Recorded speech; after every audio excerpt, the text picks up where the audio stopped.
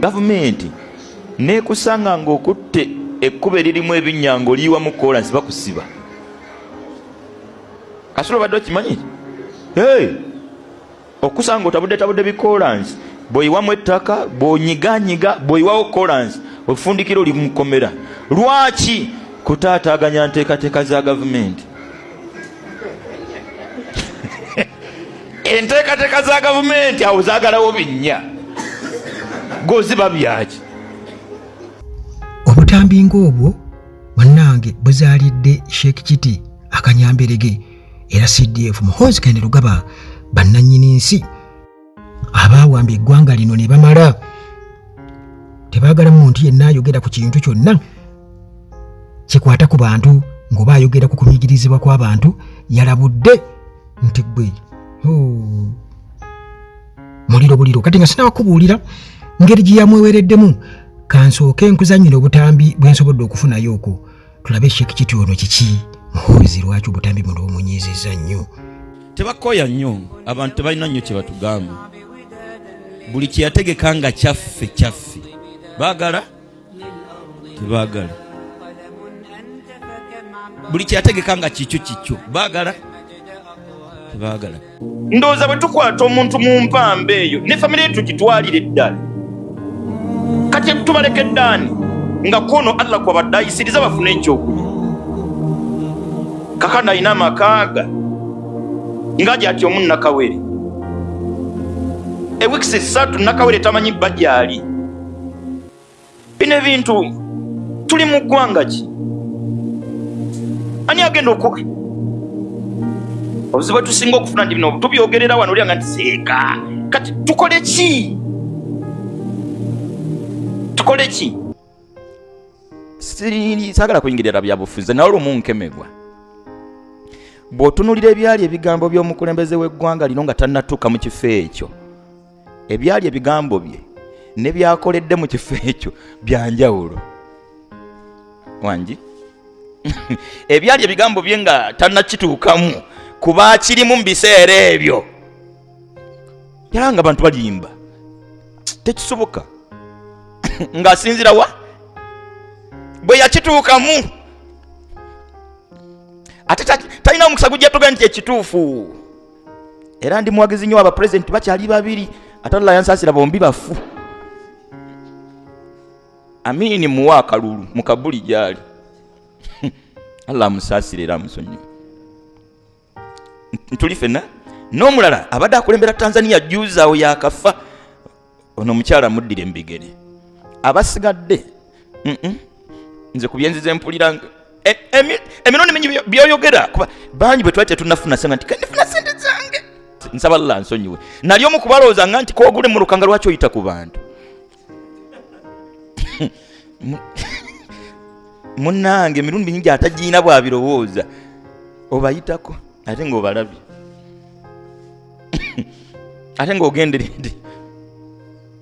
Nali sinagibulanga nkakasita gy'abalungi nga lwaki omma omuntu emmotoka munnange ogimumma ate nga ku lwa bulungi bwa mwembi. Ndoza kansala ali oba tuli mu layini y'emu. Ekigambo kyange kino wallahi atali mu kintu tatera kumanya kye kitegeeza. Omala kituukamu ate oluusi tewabaawo nnyo omukisa gukomawo kunnyonnyola nti abange munsonyiwe. Wallahi mbigeze binene mu nsi muno kitonde busiru. Allah nyini kyo nyini amenyeka n'amenya buli amuliraanyi. Astagfirullah ekyo kitonde kiveeko saballa kisembeze wala ya Rabbi.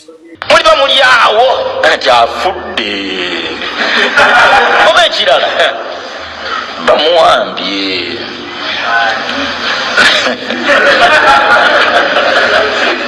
Yamanyi nnyini nsi banantwala ndiki kale wendi. Wano mu Uganda si kipya omuntu okulabulwa era n'akolwako oba omuntu okulaajana nti bannange kino nakiri. Era abamu ne batuuka n'okulangirira nti yanze munnange balibeera banzita dda twalaba wano omugenzi Muzaata yabyogerako Jakana Nadduli naye kennyini yayogera nti baamulaalika okumutta tiye waakuttibwa era munnange n'okutuusa kati ne bw'omunoonya zembuyaga ezikunta bajja kulaga bulazi malaalo tubadde tuli awo munnange nze nno nabadde nnyinza okulowooza nti byakusaaga kubanga ajjukira nti abaana ayinza okuggulawo akawunti oba eya TikTok oba eya Twitter neyeetuuma erinnya ayinza okwetuuma General Museveni kati nebateekangako ebintu oba oliawo naye nti obubaka bwazze ku mukutu ogwa Twitter era nga omukutu gwa General Muhoozi Kainerugaba gwe mumanyi bulungi CDF mu buyinza bwe ne mu bitiibwa bye era nga bugamba nti to the attention seeker nti eri oyo ayagala okubeera nga asikiriza abantu bawulire baba mulabe kwegamba semyerago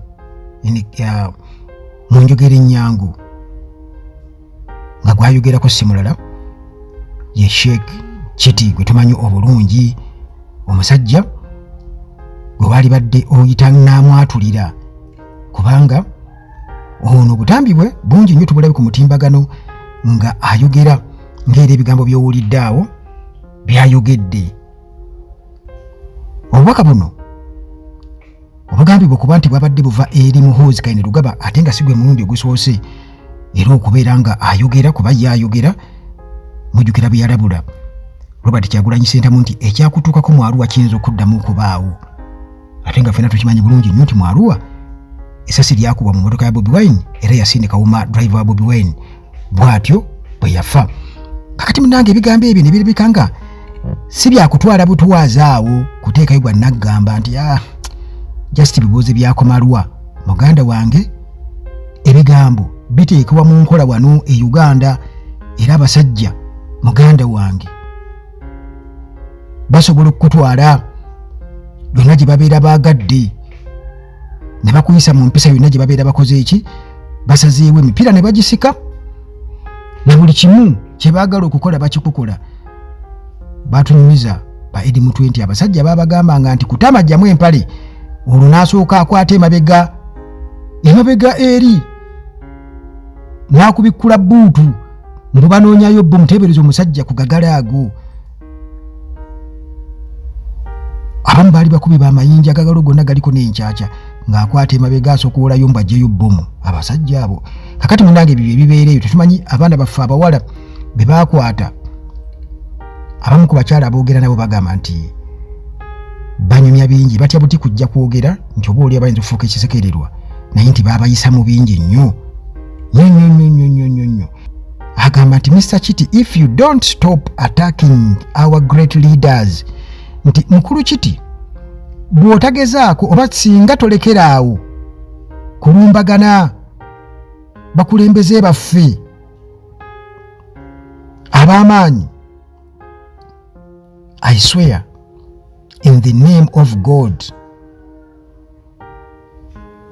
Ugandans will teach you a big lesson nti ndayira mu linnya lya Katonda ono talayidde mu lyabachwezi alayidde mu lya Katonda nnyini Katonda yennyini Almighty Allah subhanahu wa ta'ala nti Ugandans will teach you a big lesson nti Bannayuganda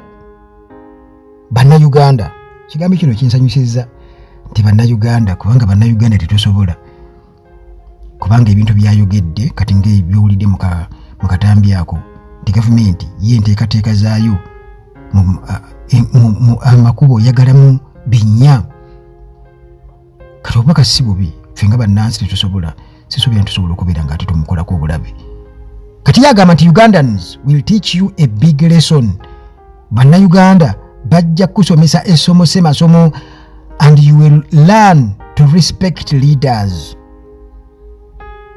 nti ojja kuyiga okuwa abakulembeze ekitiibwa ekirungi mu Uganda tetulinamu bakulembeze bali mu gavumenti tulinamu bafuzi ekyo tukimanyi bulungi nnyo naye obwo bubaka munnange tuyinza okusirikira awo Sheikh Muzaata bwe batwe bagenda era kino kinzijukiza nti nja kubanga nfuna obutambi bwa Sheikh Muzaata tulabe kubanga yayogera bingi nnyo naye kati ne Sheikh Kiti obutambi bwe buli awo obwatanudde Gen Muhoozi Kainerugaba CDF okubeera nga abuukako waya mu ngeri gye yabuukako waya ng'alabula Ambassador Pope owa US nti Gwezi singa tojulira bigambo byo nkuwadde just ennaku zaali 3 zokka mbu ajja kuba yasibiddwa ku ddiibi bye ng'agenze naye muganda wange newankubadde bakola mu nkola eya kinanjo kya nkimize naye waliwo ate engatto zoyinza okulinnyamu nga zo oversize naye kuwaawo kuolwo